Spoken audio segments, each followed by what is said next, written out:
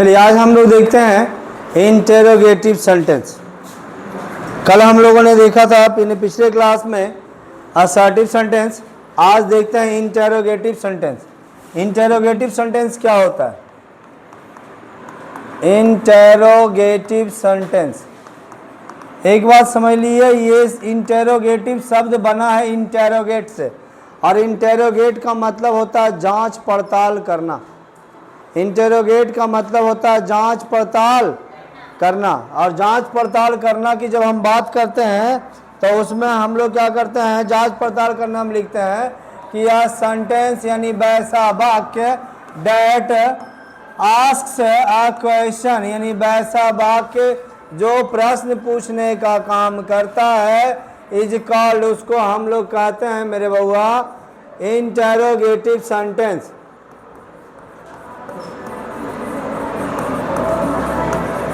Interrogative sentence सबसे बड़ी बात है, कहता है इंटेरोगेटिव सेंटेंस यानी इंटेरोगेट वर्ड से बना है, और इंटेरोगेट का मतलब होता है जांच पड़ताल करना, और जांच पड़ताल करना बिना प्रश्न पूछे कोई जांच पड़ताल नहीं होता है।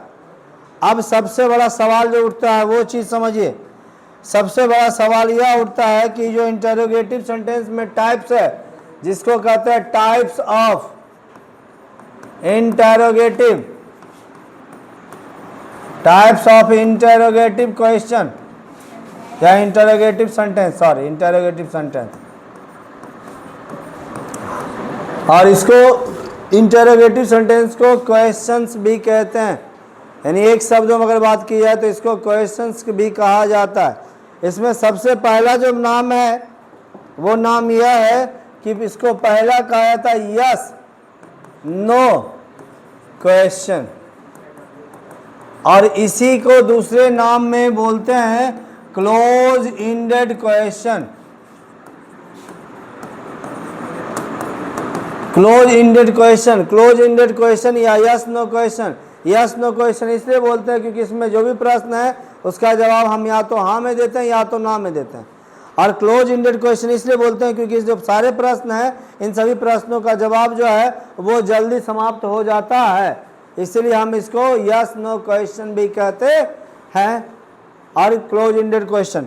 अब देखिए सबसे बड़ी बात यह, इसकी जो खासियत होती है वो खासियत यह होती है कि यह, इसको खासियत बोलिए, पहचान बोलिए, यह हेल्पिंग वर्ब से शुरू होता है। इसका मतलब यह हो गया कि इसका पहला शब्द जो होगा वो हेल्पिंग वर्ब होगा।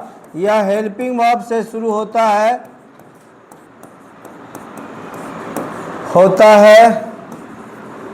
और इसके अंत में, और इसके अंत में क्वेश्चन मार्क का प्रयोग होता है। क्वेश्चन मार्क का प्रयोग होता है। अब सबसे बड़ी बात यह आता है, यहाँ पे इसका स्ट्रक्चर होता है हेल्पिंग वर्ब, और उसके बाद आएगा सब्जेक्ट, उसके बाद आएगा मेन वर्ब, और उसके बाद आएगा मेरे बउआ ऑब्जेक्ट, और प्लस क्वेश्चन मार्क। ये इसका स्ट्रक्चर होता है। और किसी भी इंट्रोगेटिव सेंटेंस में जब तक हम क्वेश्चन मार्क नहीं देते हैं तब तक ये गड़बड़ होता है ना। अब देखिए यहाँ पे हेल्पिंग वर्ब पूरा लिख देते हैं क्योंकि ये हेल्पिंग वर्ब से शुरू होता है। अब इसके कुछ एग्जाम्पल जान लेते हैं। सबसे पहला बहुत प्यारा एग्जाम्पल है, और वो एग्जाम्पल यह होता है कि कोई भी बच्चा बोला डू यू नो मी, क्या तुम मुझे जानते हो, तो इसका जवाब आप देते हैं हाँ या ना में। तो जैसे एक बात और खासियत, अंग्रेजी में तो ये शुरू होता है हेल्पिंग वर्ब से, लेकिन हिंदी में ये हमेशा शुरू होता है क्या से। जैसे इसकी हिंदी हुई क्या तुम मुझे जानते हो। अगर तुमसे कोई पूछ दिया आर यू रेडी, क्या तुम तैयार हो,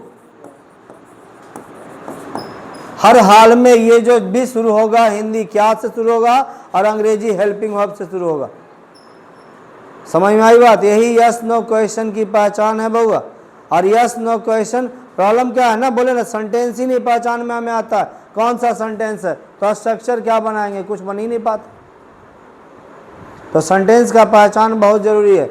अब डू यू नो फिर कहता है, देखो कोई तुमसे पूछा हैव यू एवर या have you seen the Taj Mahal, क्या तुमने ताजमहल देखा है।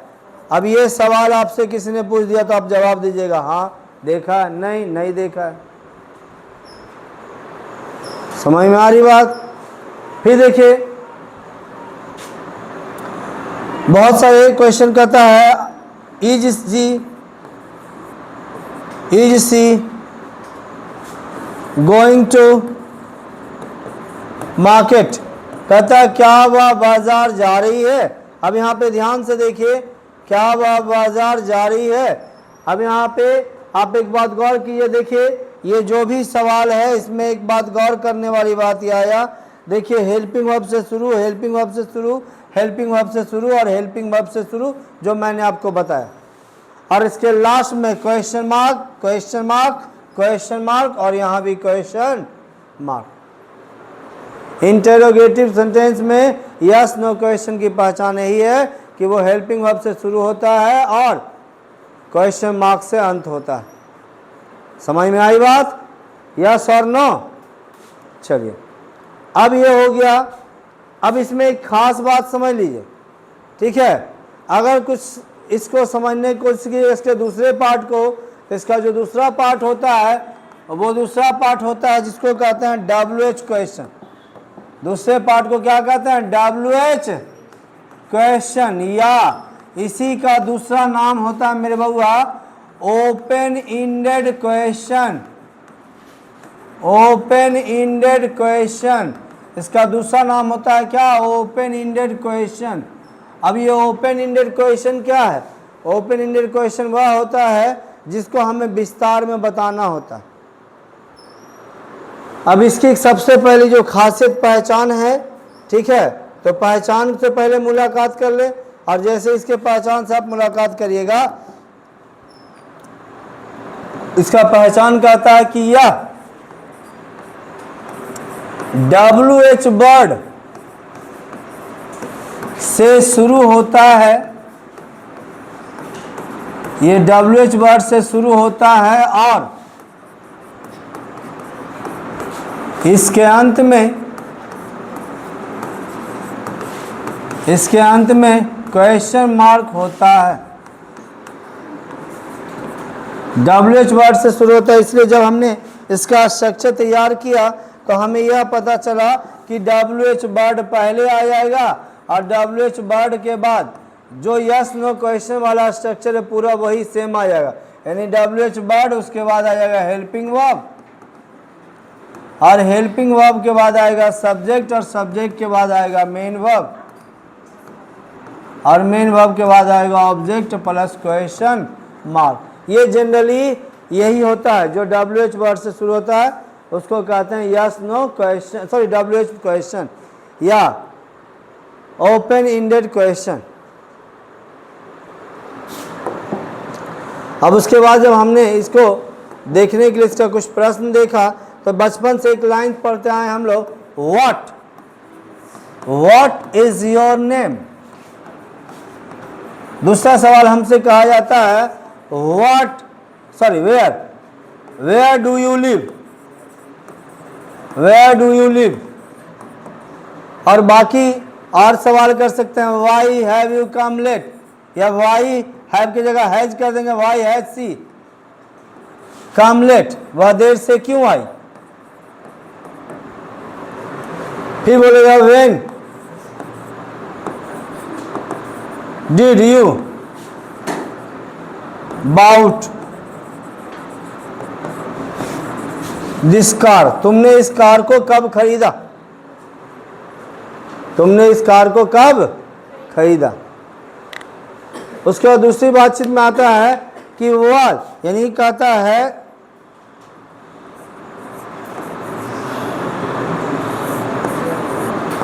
वेयर वाज ही गोइंग, वह कहाँ जा रहा था।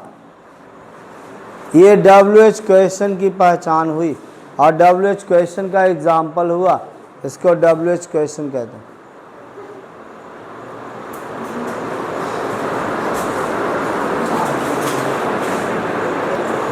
चलिए ध्यान देते हैं WH क्वेश्चन। अब यहाँ पे सवाल यह होता है, क्योंकि बहुत सारे विद्यार्थी के मन में एक सवाल रहता है। सवाल यह होता है कि WH वर्ड, अब WH वर्ड, तो मैं आपको बता दूं, मैंने इसको WH वर्ड को 2 भागों में बांटा। अब 2 भागों में बांटा है और मैंने 2 भागों में बांट के बताया है। सबसे पहला बात, एक जो पहला भाग इसको हम बोलते हैं मेरे बउआ, और वो बोलते हैं सिंगल WH वर्ड, सिंगल। और आपको मैं बता दूं, सिंगल WH वर्ड जो होता है वो टोटल इसकी गिनती 9 होती है। एकदम दिमाग में आप बैठा लीजिए, टोटल इसकी गिनती और संख्या 9 होती है। सिंगल, उसको कोई सपोर्ट नहीं, 2 शब्द 3 शब्द नहीं, सिंगल। कौन होता, उससे मिल लीजिए। Number 1 who, number 2 whom, number 3 what, number 4 when, where, why, how, whose, 2 4 2 6 2 8। अब एक कौन मिसिंग हो गया, और वो मिसिंग हो गया विच। टोटल इसकी संख्या हो गई 9। देखिए एकदम ध्यान से देखिए, आपको समझ में आ जाएगा। Who, whom, what, when, where, why, how, whose, which.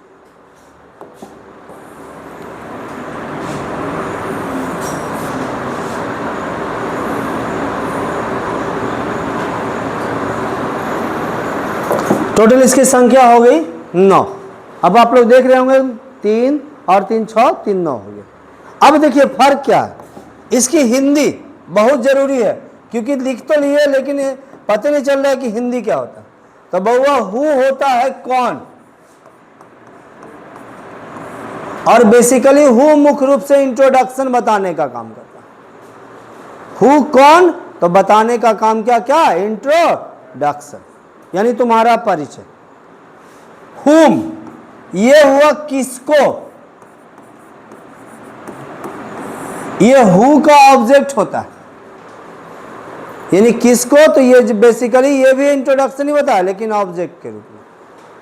Who बताया सब्जेक्ट के रूप में। उसके बाद व्हाट का मतलब होता है क्या, तो ये पूरा वर्णन कीजिए। तुमसे पूछ दिया क्या तुम्हें चाहिए, तुम क्या जानते हो, वर्णन करो, मैं ये जानता हूं, एक्सप्लेनेशन बता रहा। व्हेन, कब, ये बउआ टाइम बताया। वेयर, कहां, ये बउआ आपका प्लेस, जगह बताने का काम किया। वाई, क्यों, इसको बउआ रीजन बताओ, कारण बताओ, तुम क्यों देर से आए, कारण बताओ। फिर आइए हाउ का मतलब हो गया कब, सॉरी हाँ कैसे। हाउ मतलब हो गया कैसे। ये जो कैसे है ये बताने का काम करता है क्या आपका काम करने का तरीका, जैसे माने तुम कैसे यहाँ आए, तुम पहुंच गए, कहीं गए और गए तो सामने वाला व्यक्ति तुमसे पूछता है तुम कैसे यहाँ आए, तो कैसे आए बताओ। टेम्पू से आए, बैलगाड़ी से आए, पैदल आए, कैसे आए ये बताने का काम करें। हुज का मतलब होता है किसका, ये जनरली संबंध बताने का काम किया, किसका।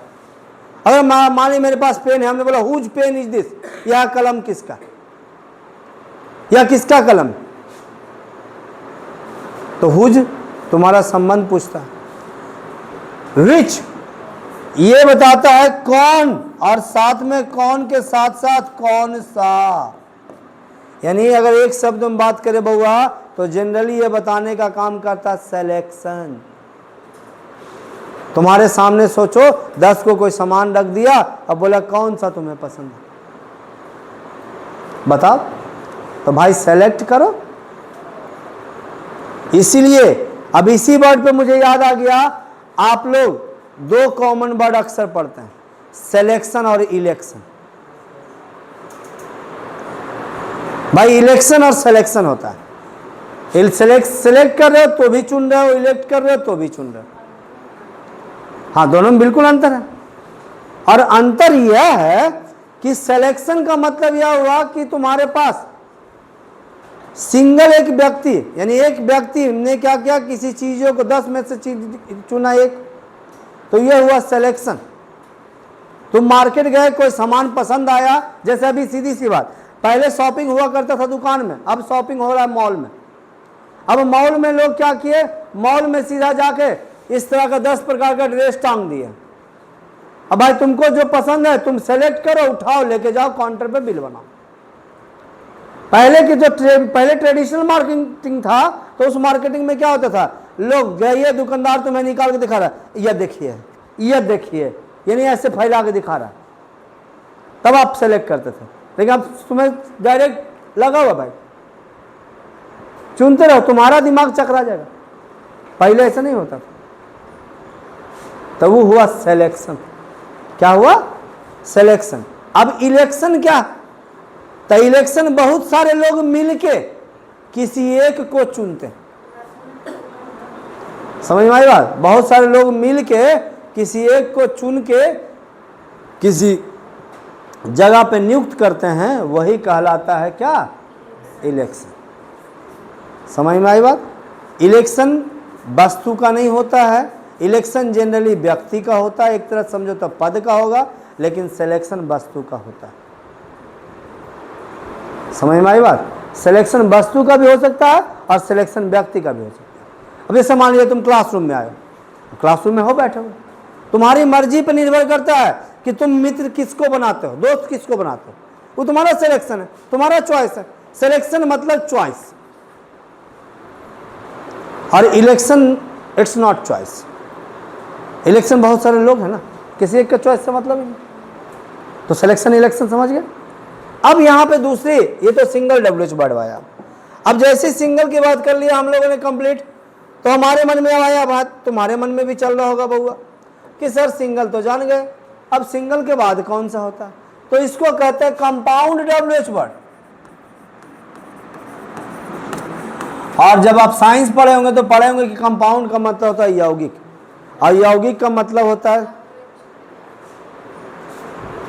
Compound WH word. हाँ, कंपाउंड डब्ल्यूएच वर्ड, बिल्कुल सही, ठीक है, कंपाउंड डब्ल्यूएच वर्ड। अब कंपाउंड डब्ल्यूएच वर्ड मतलब एक ऐसा डब्ल्यूएच वर्ड जो 2-3 गो से मिल के बना है, अकेले नहीं है भाई, 2-3 शब्द है, जिसमें सबसे पहला आपसे पूछ दिया हाउ मेनी और हाउ मच, दोनों का एक क्या मतलब होता है, कितना, लेकिन फर्क क्या है, हाउ मेनी बताता है तुम्हारा संख्या, गिनती, कै गो है भाई, गिनती बताओ, 10 गो है, 2 गो है, 4 गो है। लेकिन हाउ मच कहता है कितना, 1 किलो, 2 किलो, 1 लीटर, 2 लीटर, यानी भाई मात्रा। एक बताया संख्या, एक बताया क्वांटिटी। अब आइए हाउ ऑफन, हाउ ऑफन कितनी बार, और इसी की जगह लोग बोलते हैं हाउ मेनी टाइम्स, कितनी बार। ये भाई बारंबारता बताया, तुम कितनी बार यहां आए हो, how many times, how often. दूसरी बात को लेके चलते हैं, सिंस व्हेन, कब से, फॉर होम, फॉर होम किसके लिए, टू whom किसके पास, टू whom किसके पास, हाउ लॉन्ग कब तक, कब तक। अगर बोल दिए व्हाट या व्हेन, चलो व्हेन इल्स, व्हेन इल्स जैसी बोल दिए तो इसका मतलब हो गया और कब, सॉरी और कब नहीं, कब कब। व्हेन इल्स बोल दिए तो कब कब। ऑफ व्हेन बोलेंगे ना, तब इसका मतलब हो गया और कब।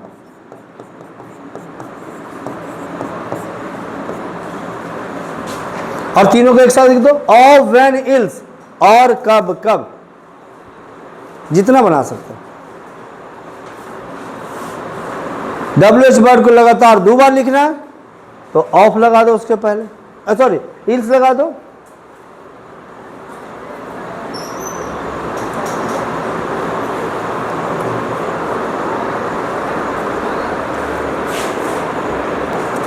तो ये आपका कंपाउंड नाउन यानी कंपाउंड WH वर्ड है ना। व्हेन इल्स और कब, ऑफ व्हेन कब कब, और कब कब बोलेंगे तो ऑफ व्हेन इल्स और कब कब हो जाएगा।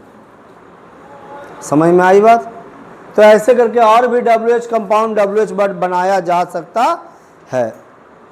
तो ये इंटेरोगेटिव सेंटेंस था, समाप्त हो गया। आज के लिए बस इतना ही। That's all for today.